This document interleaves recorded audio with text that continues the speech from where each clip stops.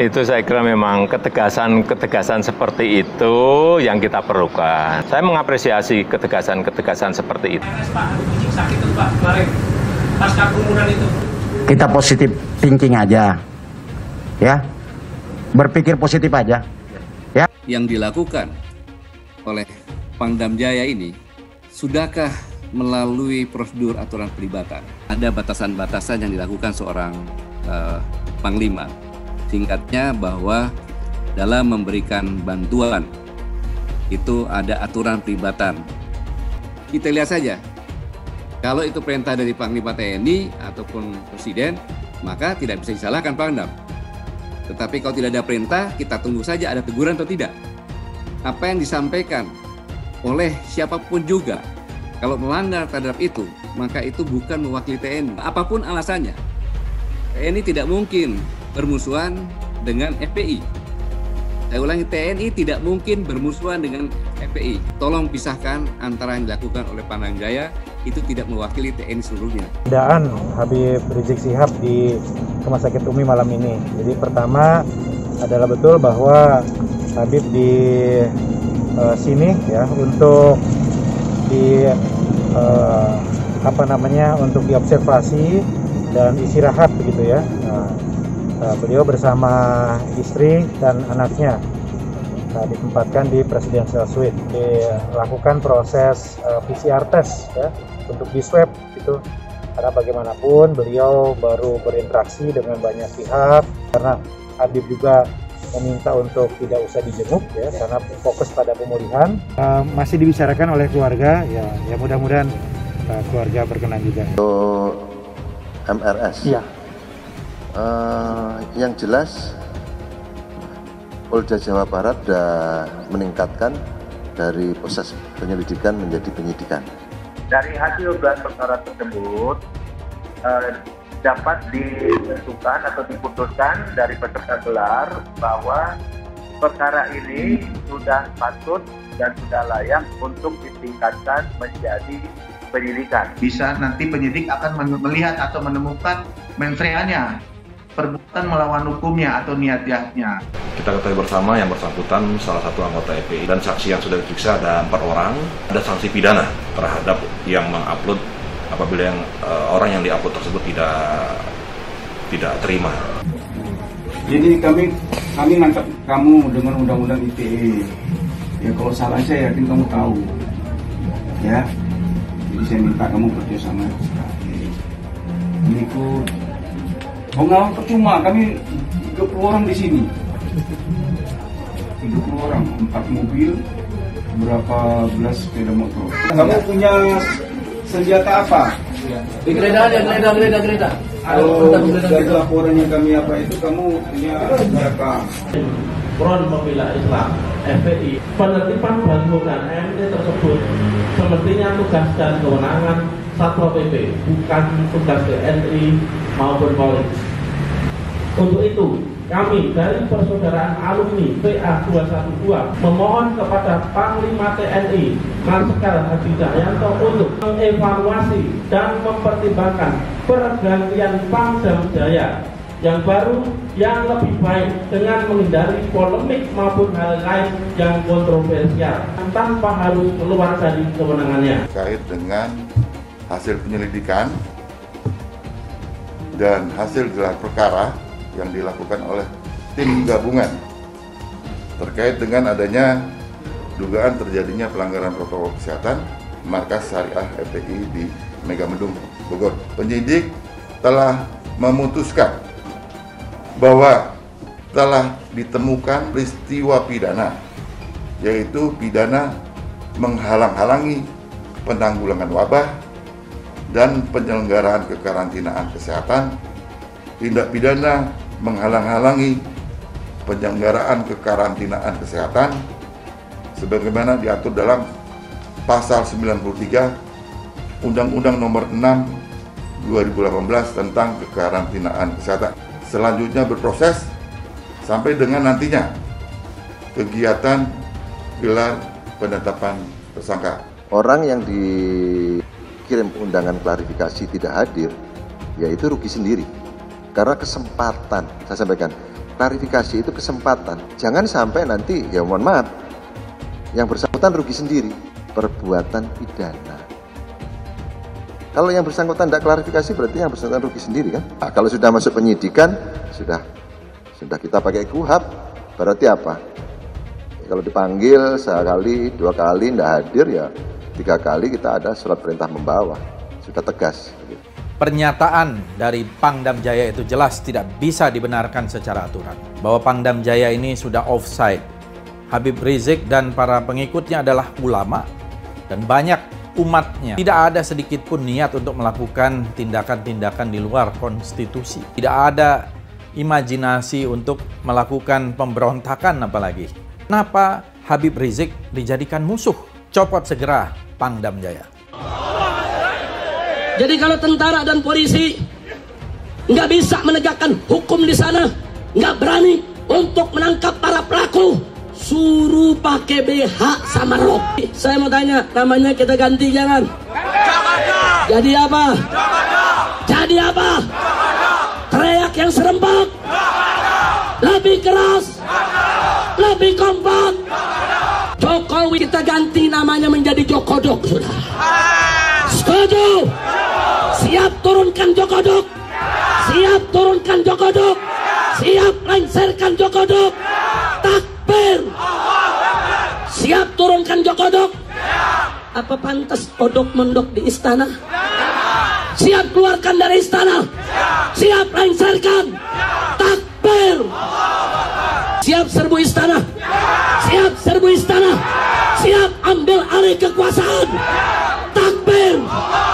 Kalau besok terjadi lagi peristiwa penyerangan terhadap umat Islam, saya minta kepada umat Islam tidak usah nunggu pemerintah, bunuh semua pendeta yang terlibat, saudara. Takbir. Berani bunuh pendeta-pendeta radikal, berani habisi Kristen radikal. Takbir. Berani benar dan berani. Enggak ada ajakan. Mana ajakannya? Allah yang sehat, yang segar, yang punya kesempatan, rame-rame kita ke sana insya Allah. Insya Allah hari Sabtu malam Ahad kita akan bikin maulid di Petamburan. Sekaligus insya Allah saya akan menikahkan putri saya yang keempat. Penghinaan Nabi dipenggal, saudara. Jangan salahkan umat Islam kalau besok kepalanya ditemukan di jalanan, saudara. Jadi manusia jangan pengecut, mau penggal kok nyuruh-nyuruh umat. Kalau berani datang sendiri. Prof DKI bekerja berdasarkan peraturan yang ada. Ketika kita mendengar kabar ada sebuah kegiatan, maka secara proaktif mengingatkan tentang ketentuan yang ada. Dan ini dilakukan oleh Jakarta, maka pelanggaran itu ditindak sesegera mungkin. Dalam waktu kurang dari 24 jam, Pemprov DKI menegakkan aturan. Artinya yang melanggar ya harus ditindak. Itulah yang kita lakukan. Kalau ada satu gambar binatang, terus ditulis Habib Rizik, berarti itu menghina saya sebagai binatang. Walaupun itu gambar bukan gambar saya, saudara. Itu penghinaan kepada Nabi alaihi salatu wassalam. Boleh kita menghina Yesus mereka, apa boleh kita menghina Tuhan mereka? Yang menghina Nabi, menghina Islam, menghina ulama, proses, betul. Kalau tidak diproses, jangan salahkan umat Islam kalau besok kepalanya ditemukan di jalanan, saudara. Takbir. Takbir. Siap bela Nabi, siap bela Nabi, siap mati untuk Rasulullah. Takbir. Kita doakan Habib Rizik, Allah Ta'ala panjangkan umurnya. Jadi pemimpin insya Allah di Indonesia. Yang kedua, Allah pendekkan umur Megawati Pak Jokowi. Al-Fatihah. Ada lonte hina Habib.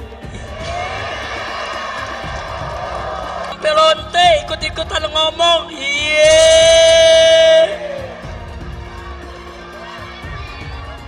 Saudara, saya nggak marah.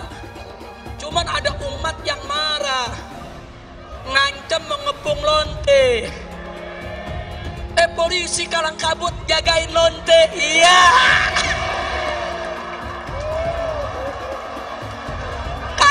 Kacau.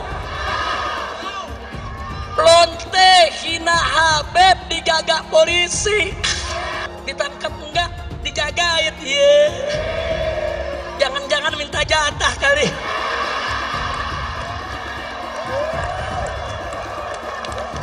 Jadi ketika bicara mengingkari janji atau tidak, maka lihatlah janjinya. Janjinya apa? Kenyataannya apa? Jadi pemimpin itu berpihak dulu. Ada keberpihakan, dari keberpihakan dibuat mekanisme aturannya.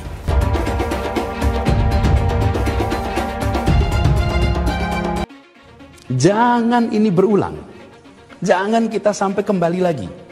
Bila kita tidak disiplin, bila pusat perbelanjaan dibuka secara bebas tanpa protokol kesehatan, bila restoran dibuat penuh karena ingin kejar keuntungan, bila perkantoran memaksakan untuk semua orang masuk bersamaan mengejar target, bila ibadah massal dilakukan secara masif, terjadi kerumunan tanpa jarak aman, maka konsekuensinya kita bisa menyaksikan lonjakan kasus seakan kita kembali ke bulan-bulan sebelumnya.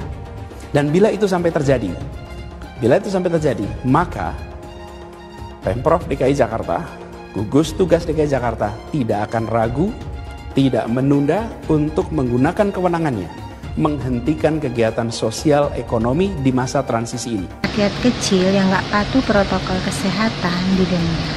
Giliran ada yang bikin kerumunan, ribuan orang berkali-kali dibiarkan.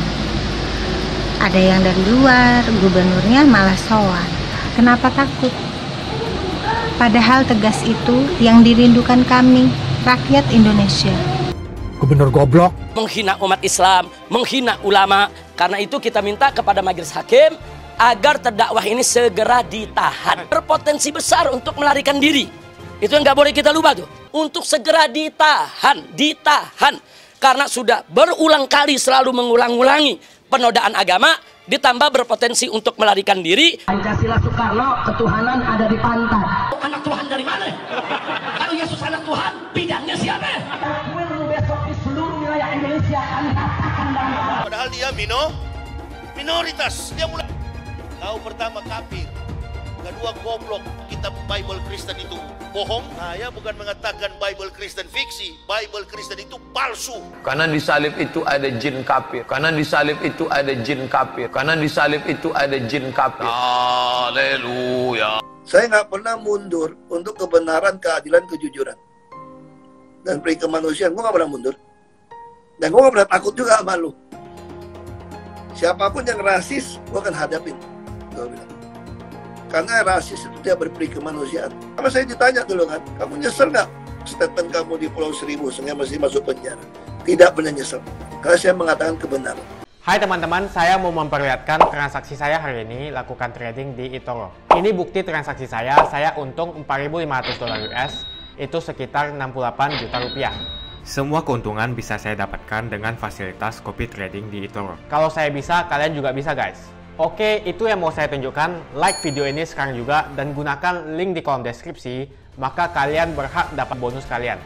Promo ini ada masa waktunya, jadi jangan ketinggalan. Bukan cuma itu saja, transaksi tidak dikenakan fee, baik itu investasi saham, trading forex, komoditas, bitcoin, dan lainnya.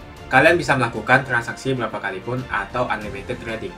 Dan tidak ada fee sama sekali. Jika transaksi di tempat lain sudah berapa fee-nya. Setelah nonton video ini, ayo bergabung dengan eToro hari ini, gratis dan tidak ada minimal deposit. Pastikan kalian menggunakan link di kolom deskripsi untuk mendapatkan welcome bonus. Kalian bisa menggunakan bonus $100.000 di akun virtual untuk latihan. Bukan cuma itu, kalian akan dapat kelas trading online gratis senilai 3 juta rupiah atau $200 jika kalian deposit di bulan ini. Selamat menonton guys, enjoy! Hai semua, dengan saya Jonas Leong. Terima kasih banyak buat kalian penonton setia yang selalu menonton di channel ini. Saya secara personal sangat menghargai waktu kalian. Dan saya sudah menganggap kalian sebagai family karena kalian selalu support di channel ini. Bagi kalian yang selalu menuliskan opini kalian di kolom komen, saya baca komen kalian satu persatu. Saya baca komen kalian untuk mengetahui opini kalian, tanggapan kalian, dan masukan kalian sangat berguna untuk video selanjutnya. Terima kasih banyak buat kalian yang selalu menekan tombol like di awal video. Video seperti ini membutuhkan waktu dan juga research. Dan ini semua gratis untuk kalian. Jadi pastikan kalian menekan tombol like-nya, supaya saya mengetahui kalian menyukai konten yang saya bagikan. Masuk beberapa saksi, jadi yang bersangkutan status masih saksi dan saat ini dikenakan wajib lapor. Kita ketahui bersama yang bersangkutan salah satu anggota FPI. Jadi yang bersangkutan mendapatkan foto tersebut, kemudian diupload di media sosial yang bersangkutan, kemudian anggota cyber melaksanakan patroli dunia maya, kemudian menemukan konten tersebut atau foto tersebut, kemudian ditindaklanjutin oleh subdit cyber. Dan saksi yang sudah diperiksa ada 4 orang, dan saat ini masih kita kenakan wajib lapor sambil menunggu keterangan saksi lainnya, termasuk pemeriksaan terhadap yang bersangkutan. Kita ketahui bersama banyak mungkin ditemukan di grup-grup media sosial, terutama dari grup yang dimiliki oleh yang bersangkutan, sehingga yang bersangkutan mengupload di media sosial yang bersangkutan. Menghimbau kepada masyarakat untuk tidak mengunggah foto-foto yang dapat tersangkut apabila seseorang merasa dirugikan, dan itu akan menimbulkan atau akan ada sanksi pidana terhadap yang mengupload apabila orang yang diupload tersebut tidak terima, dan ada ancaman terhadap penyebaran foto maupun ujaran kebencian terhadap orang yang diupload.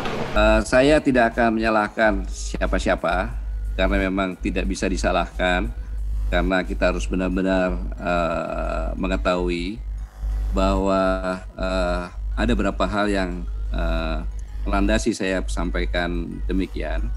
Karena memang secara konstitusi ini sama-sama kita tahu bahwa ada batasan-batasan yang dilakukan seorang panglima. Singkatnya bahwa dalam memberikan bantuan itu ada aturan pelibatan satuan TNI pada masa damai. Ini adalah aturan-aturan di mana yang dilakukan oleh Pangdam Jaya ini sudahkah melalui prosedur aturan pelibatan. Jadi memang TNI boleh memberikan bantuan kepada Kepolisian Republik Indonesia dan kepada pemerintah daerah. Itu satu. Kemudian kalau menurunkan baliho ini adalah membantu Satpol PP, ada 2. Kalau itu perintah dari atasan Pangdam itu secara operasional Panglima TNI dan bisa juga Presiden, laku kepala negara, Panglima tertinggi. Berarti tidak salah. Jadi kita lihat apakah ada atasan yang menegur Pangdam Jaya atau tidak. Karena yang dilakukan adalah harusnya bantuan kepada kepolisian dulu. Polisi meminta tugasnya apa dan lain sebagainya. Kemudian dalam pelibatan, saya ulangi, dalam pelibatan ini tidak boleh menggunakan alutsista ya untuk tempur. Jadi contohnya pesawat angkut boleh digunakan, kapal rumah sakit boleh digunakan, kapal angkut boleh digunakan, truk boleh digunakan, tetapi alutsista, kendaraan taktis tidak boleh digunakan dalam memberikan perbantuan, karena dalam kondisi tertib sipil, bukan darurat sipil, darurat militer. Sehingga saya tidak bisa langsung menjustis bahwa Pangdam salah atau tidak. Kita lihat saja, kalau itu perintah dari Panglima TNI ataupun Presiden, maka tidak bisa disalahkan Pangdam. Tetapi kalau tidak ada perintah, kita tunggu saja ada teguran atau tidak. Apa yang disampaikan oleh siapapun juga, kalau melanggar terhadap itu, maka itu bukan mewakili TNI. Prajurit TNI mempunyai sumpah prajurit. Yang pertama, setia kepada negara kesatuan Republik Indonesia yang berdasarkan Pancasila dan Undang-Undang Dasar 1945. Yang kedua, tunduk kepada hukum dan memegang teguh disiplin keprajuritan. Yang ketiga, taat kepada atasan dengan tidak membantah perintah atau putusan. Latar belakang saya ini. Sehingga seorang bawahan harus taat kepada atasannya, tetapi atasannya bagaimana? Atasannya tidak melanggar sumpah yang kedua maupun yang pertama. Kita memerintahkan jual narkoba, dia bisa nolaknya. Yang kedua, apapun alasannya, TNI tidak mungkin bermusuhan dengan FPI. Saya ulangi, TNI tidak mungkin bermusuhan dengan FPI. Apa latar belakangnya? Baik FPI maupun Habib Rizik, mereka adalah warga negara yang dilindungi hukum dan tidak cacat hukum. Dalam arti kata bukan ada keputusan, kecuali disampaikan bahwa FPI itu adalah ekstrim kanan yang dilarang di Indonesia. Nah, itu baru bermusuhan. Tapi kalau tidak ada alasan. Tidak alasan. Jadi jangan membawa-bawa nama TNI dengan kejadian yang dilakukan oleh Pangdam Jaya dengan menurunkan baliho menggunakan panser. Saya ulangi, jangan seolah-olah semua TNI seperti itu. Ini yang perlu saya ingatkan. Jadi TNI masih seperti yang dulu. Rakyat adalah sebagai ibu kandungnya dan TNI perlu rakyat. Karena untuk mempertahankan negara kesatuan Republik Indonesia, saat-saat terakhir adalah kebersamaan TNI dengan rakyat yang sama-sama berjuang mengamankan atau melindungi bangsa ini bersama-sama. Jadi saya ulangi, tolong pisahkan antara yang dilakukan oleh Pangdam Jaya itu tidak mewakili TNI seluruhnya. Termasuk juga yang dilakukan oleh Koop yang di Petamburan dengan menggunakan kendaraan taktis. Itu pun sama. Tidak boleh menggunakan kendaraan taktis di masa damai seperti ini. Dandim berkoordinasi, komunikasi dengan Dirut Rumah Sakit Umi, Pak Dr. Andi, ada juga Pak Najamuddin ya. Kami melakukan koordinasi terkait dengan keberadaan Habib Rizik Syihab di Rumah Sakit Umi malam ini. Jadi pertama adalah betul bahwa Habib di sini ya untuk untuk diobservasi dan istirahat begitu ya. Beliau bersama istri dan anaknya ditempatkan di Presidential Suite. Saat ini kondisi beliau dalam keadaan baik ya. Namun saya sampaikan kepada pihak rumah sakit bahwa sangat baik sekali apabila Habib ya dilakukan proses PCR test ya untuk di swab itu, karena bagaimanapun beliau baru berinteraksi dengan banyak pihak, ada kontak yang sangat erat ya, cipika-cipiki dan lain-lain begitu, dan saya kira tidak ada salahnya apabila dilakukan PCR test ya, dan disambut dengan baik oleh pihak rumah sakit, sudah dikomunikasikan dengan pihak keluarga ya. Mudah-mudahan bisa dilaksanakan ya segera gitu. Jadi pihak komunikasi akan mengkoordinasikan itu dengan keluarga. Yang ketiga, ya, kami juga meminta kepada para jamaah atau semua, karena Habib juga meminta untuk tidak usah dijenguk ya, karena fokus pada pemulihan, fokus pada istirahat gitu. Karena itu ya sebaiknya juga tidak menghadiri ke sini. Ya, kita tidak ingin ada kerumunan di sini. Jadi diminta untuk mendoakan dari rumah itu semuanya supaya selalu diberikan kesehatan dan sebaiknya tidak berkumpul di sini. Tidak ada kerumunan di sini. Kita akan antisipasi untuk memastikan tidak ada kerumunan di wilayah ini. Saya kira itu. Masih dibicarakan oleh keluarga, ya mudah-mudahan keluarga berkenan juga. Masih dibicarakan oleh pihak keluarga. Nanti teknisnya apa, tim dari pemerintah kota? Nanti tim dari Dinkes akan ke sini. Kota. Tadi sempat ketemu dengan Habib Rizik tadi. Enggak, beliau sudah istirahat. Ya, beliau sudah istirahat ya. Kita di luar saja tadi koordinasi dengan pengurus rumah sakit semua. Untuk MRS. Iya. Yang jelas Polda Jawa Barat sudah meningkatkan dari proses penyelidikan menjadi penyidikan. Ya, ya kita tunggu nanti dari penyidik. Saya tidak mau mengandai-andai, tapi biarkan penyidik. Nanti kita update bagaimana perkembangannya dari Polda Jawa Barat. Kemudian yang Polda Metro kita juga sama-sama masih menunggu bagaimana ada info dari sana. Kita juga masih belum dapat info terkait dengan perkembangan gelarnya maupun apa sudah ada peningkatan status. Itu kan dalam bentuk klarifikasi. Nah, ada kurang lebih 15 orang yang sudah kita minta keterangan klarifikasi. Kemudian dari hasil klarifikasi tersebut, penyidik Direktorat Kriminal Umum beserta dengan penyidik dari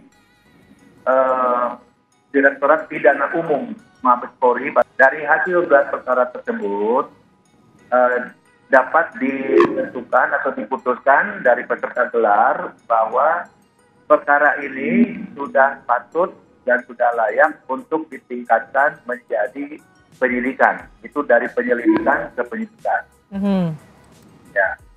Pada tanggal 13 November kemarin, itu ternyata peraturan dari Bupati diketahui bahwa ada beberapa poin, di antaranya kegiatan-kegiatan seperti pesantren itu boleh dilaksanakan, tetapi tidak boleh mengundang orang luar. Di antaranya seperti itu. Nah, terkait tanggal 13 November kemarin, bahwa ada peletakan batu pertama yang dilaksanakan oleh FPI, yang peletakan batu pertama tersebut dilakukan oleh Bapak Habib Rizik Syihab. Kita ketahui bersama pada saat itu jumlahnya sangat besar sekali. Ya, pasal yang ditentukan oleh para penyidik ya, dalam gelar perkara tersebut tentang wabah penyakit menular, tentang kekarantinaan kesehatan. Kita bisa melihat terkait masa penyelenggaraannya ya. Penyelenggaranya itu siapa, itu bisa kita lihat nanti. Di dalam penyidikan itu ada panggilan-panggilan, semuanya diminta keterangan dalam konteks masih saksi. Baik itu di pejabat pemerintah setempat maupun penyelenggara. Nah, dari situ bisa nanti penyidik akan melihat atau menemukan mens reanya, perbuatan melawan hukumnya atau niat jahatnya. Memang sudah ditemukan suatu bentuk perbuatan melawan hukum, itu nanti penyidik akan menggelarkan kembali untuk menentukan tersangkanya. Karena sudah naik ke penyidikan, nanti mungkin akan kedepannya dilakukan pemanggilan, diminta keterangan sebagai saksi dulu, berikut dengan orang-orang yang akan dipanggil nanti. Hai teman-teman, kalian sudah membuka akun untuk melakukan investasi atau trading? Jika belum, membuka rekening di eToro gratis loh. Bahkan cuma butuh 5 menit saja. Cepat dan simple. Dan semua bisa dilakukan secara online. Sampai saat ini ketika kita mau melakukan investasi saham atau trading forex, kita masih menggunakan cara yang kuno. Seperti kita menelpon banker atau broker yang melakukan atau mengeksekusi transaksi kita. Tapi apakah kalian tahu di eToro kita membeli saham atau forex, kita cuma login, lalu memilih apa yang kita mau, lalu masukin angka berapa banyak yang ingin kita beli, lalu tinggal klik. Sesimpel itu. Sampai saat ini kita bingung mau investasi saham luar negeri, trading forex, komoditas, dan cryptocurrency di mana tepatnya. Kita bisa transaksi semua trading ini di eToro. eToro merupakan one-stop shopping. Sampai saat ini kita membayar fee di setiap transaksi kepada banker atau broker. Setiap kita melakukan transaksi jual beli, biasanya kita dipotong fee oleh platform kita. Kalau dalam 1 bulan kalian melakukan transaksi 1 kali, mungkin tidak terasa. Coba kalian melakukan trading sebanyak 100 kali. Sudah berapa fee-nya? Misalnya kalian membeli saham Google dengan fee per transaksi $10. Jika kalian membeli saham Google 10 kali, maka fee transaksi sudah $100. Belum lagi kita akan dikenakan fee ketika kita menjual saham itu. Itulah sebabnya saya memilih eToro, karena tidak ada fee sama sekali. Saya ulangi, di eToro tidak ada fee sama sekali ketika kalian melakukan transaksi. Dan yang kedua, kalian bisa melakukan unlimited trading, atau trading sebanyak apapun. Ya, kalian bisa melakukan trading 10 kali, 100 kali, 1000 kali dalam sehari, tanpa dikenakan fee. Jadi berapa banyak uang yang kita hemat dari fee saja. Sampai saat ini ketika uang dana kita dikelola oleh manajer keuangan, terkadang kita tidak diberitahu ketika akan melakukan transaksi. Bahkan investasi kita dipotong biaya. Dan kita dibikin bingung karena kurangnya transparansi. Kita juga bingung memilih investasi manajer yang bagus untuk mengelola investasi kita. Alhasil, investasi kita bukannya untung malah rugi. Bahkan yang lebih ekstrim, kita tertipu oleh manajer investasi yang ilegal. Tapi apakah kalian tahu di eToro ada fasilitas yang namanya copy trade, di mana kita bisa menduplikasikan investasi atau trading yang dilakukan oleh trader profesional. Semua data terbuka dan transparan dan kita bisa melihat performance sampai 10 tahun yang lalu. Dengan fasilitas ini, kamu tidak usah lagi menelpon manajer keuangan kamu untuk melakukan trading. Atau pusing investasi kamu merugi dikelola oleh manajer keuangan. Di eToro, kita bisa memilih investor profesional yang sesuai dengan yang kita sukai. Dan di eToro banyak sekali profesional investor yang keuntungannya di atas 50%. Bulan ini saya profit 140%. Jika kalian ingin profit seperti saya, kalian tinggal menggunakan fasilitas copy trade. Jadi ketika saya profit, maka otomatis kalian akan mendapatkan profit. Mau beli saham Google, 1 unitnya mahal. Di Toro kalian bisa beli di bawah 1 unit atau pecahan unit. Contohnya kita membeli saham Google dengan hanya $50 saja, yaitu 0,02 unit. Di platform lain, kalian diwajibkan untuk membeli minimal 1 unit atau $1.500 untuk saham Google. Dengan $50 atau Rp700.000 saja, kalian sudah bisa memiliki saham Google. Menarik bukan? Saya sudah lama menggunakan eToro dan minggu ini saya profit 140%. Jadi bergabunglah dengan eToro dan mulai profit hari ini. Jadi apa yang kalian tunggu? Mendingan kalian cobain sendiri aja deh. Tutorial bisa kalian cek di kolom deskripsi dan kalian harus menggunakan link di kolom deskripsi untuk mendapatkan welcome bonus. Jika tidak, maka tidak akan mendapatkan bonus. Dan gunakan bonus $100.000 di akun virtual Anda untuk mengenal lebih jauh tentang eToro atau bisa digunakan untuk latihan. Bukan cuma itu, kalian akan dapatkan kelas trading gratis yang nilainya Rp3 juta jika kalian deposit di bulan ini. Makasih banyak buat kalian yang nggak skip dan nonton video ini sampai habis. Saya secara personal sangat menghargai waktu kalian. Makasih banyak buat kalian yang sudah tekan tombol subscribe, dan makasih banyak buat kalian yang sudah tekan tombol loncengnya. Jangan lupa bagikan informasi ini ke teman atau family Anda. Mungkin teman atau family Anda membutuhkan investasi ini. Oke guys, sekian dulu dari saya. Jangan lupa follow Instagram saya di @johannesleongofficial untuk kata-kata motivasi setiap harinya. Bagi kalian yang termotivasi nonton video ini, ayo like video ini dan subscribe di channel ini. Dan buat kalian yang sudah subscribe di channel ini, jangan lupa tekan tombol loncengnya supaya kalian mendapatkan notifikasi setiap kali saya upload video. Hai teman-teman, terima kasih banyak buat kalian yang sudah menekan tombol join atau sudah bergabung di channel YouTube Jonas Leong. Ini adalah salah satu feature dari YouTube di mana kalian bisa mensupport channel Jonas Leong untuk lebih semangat membuat konten-konten lainnya. Apa kelebihan ketika kalian join membernya Jonas Leong? Yang pertama, kalian akan mendapatkan badge atau tanda khusus untuk kalian semua, seperti ini. Kita mulai dari new member, 1 bulan, 2 bulan, 6 bulan, 1 tahun, dan juga 2 tahun. Jadi semakin lama kalian berlangganan dengan membershipnya Jonas Leong, maka badge Anda akan berevolusi menjadi lebih bagus dan menjadi lebih baik lagi. Yang kedua, kalian bisa menggunakan banyak emoticon yang bisa Anda pakai, seperti ini. Jadi kalian bisa berekspresi menggunakan emoticon yang sudah saya sesuaikan untuk kalian semua pendukung Jonas Leong. Tentu saja ada perbedaan antara orang yang belum membership dan sudah. Dari segi tampilan nama yang di-highlight dan juga logo di samping nama ketika Anda komen. Dan juga komen kalian akan lebih sering saya reply dan juga akan saya pin atau feature di setiap video. Buat kalian yang tidak bisa ikutan atau bergabung membership, tidak masalah.